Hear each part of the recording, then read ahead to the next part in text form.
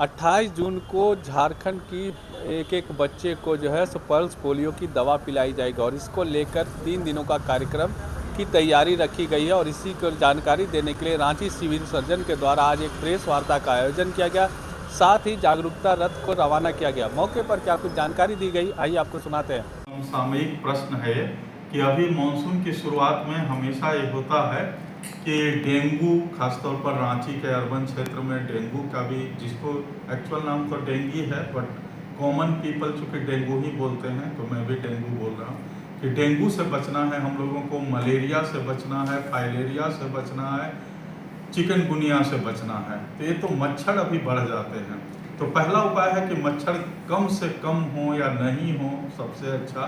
इसके लिए आम नागरिकों को भी प्रयास करना चाहिए। ये जो डेंगी के मच्छर हैं, डेंगू के, वो घर में सबसे ज़्यादा पनपते हैं।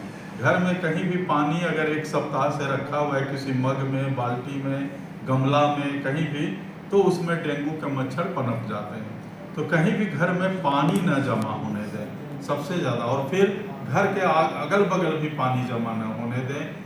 नाली बना दिया जाए, अगर जहाँ कहीं भी गंदा पानी या कोई भी पानी जमा है, नाली बना दिया जाए, तो उससे क्या होता है, आगे जाके फैल जाता है पानी, और फैल जाने से सूख जाता है। अगर एक ही जगह पानी जमा रहेगा या कहीं कीचड़ है, उसमें पानी है, तो मच्छर काफ़ी पनपेंगे। दूसरा, खान पान में बहुत स्वच्छता रखें। पूरे बरसात हुआ है, खासतौर पर हम लोग नवंबर तक मानते हैं एपिडेमिक सीजन, तो काफ़ी सतर्कता बरतें लोग, और हाथ धो करके खाना खाएं, अच्छा से सफाई रखें हाथ के। और दूसरा कि जो ताज़ा भोजन है वही करें, भोजन को, खाने पीने की चीज़ों को ढक करके रखें, और स्वास्थ्यवर्धक खाना खाएं ताकि आपकी इम्यूनिटी अच्छी रहे, क्योंकि वायरस भी काफ़ी परेशान करते हैं लोगों को। तो वायरस से बचने के लिए भी इम्यूनिटी अच्छी होनी चाहिए। इसके लिए हरी साग सब्जी ज़्यादा खाएं, घर का बना खाना अच्छा रहता है, गर्मा गर्म खाना खाएं, मतलब ताज़ा खाना। हम लोग ताज़ा खाना बोलते हैं कि खाना बनने के 2 घंटे के अंदर खाएं, तब वो ताज़ा खाना है। और इधर उधर अगर गंदे जगहों पर खाएंगे जहाँ सफाई नहीं है, तो आप डायरिया, फूड पॉइजनिंग भी अभी काफ़ी होता है, और हमेशा फूड पॉइजनिंग का खतरा तो हमेशा है। अगर साफ सुथरे ढंग से नहीं खान पान होगा तो फूड पॉइजनिंग है, डायरिया है, टाइफाइड भी बढ़ता है इस समय में, तब टाइफाइड भी बढ़ेगा इस समय।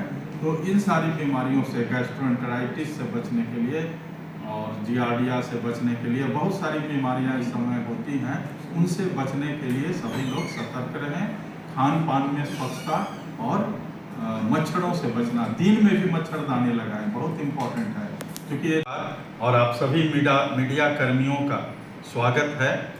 और जैसा कि आपने कहा कि पल्स पोलियो, जो कि कल है पल्स पोलियो रविवार, पल्स पोलियो संडे, और कल बूथ पर, सभी बूथों पर, जो कि प्रायः ग्राम स्तर पर हैं और शहरी क्षेत्रों में भी हैं, सभी जितने भी पल्स पोलियो के बूथ हैं, वहाँ पर कल 2 बूंद दवा, जो पोलियो की, जिसे हम 2 बूंद जिंदगी की भी बोलते हैं, उसे पिलाई जाएगी। और मेरा और ख़ास तौर पर अभिभावकों जो भी हैं, नागरिकों से हमारी अपील है, हम आग्रह करते हैं सभी नागरिकों से, सभी अभिभावकों से, कि वो अपने बच्चों को जो जन्म से लेकर 5 साल तक के हैं, उनको ये 2 बूंद दवा जरूर पिलाएं।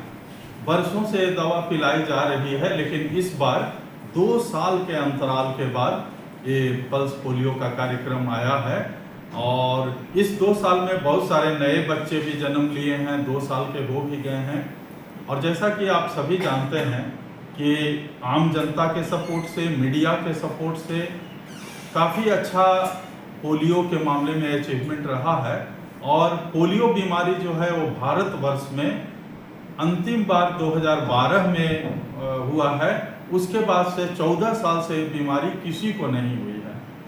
तो इसीलिए हम लोग पूरी उम्मीद करते हैं कि मीडिया के सपोर्ट से, आम जनता के सपोर्ट से इस बार भी काफ़ी सफल कार्यक्रम होगा।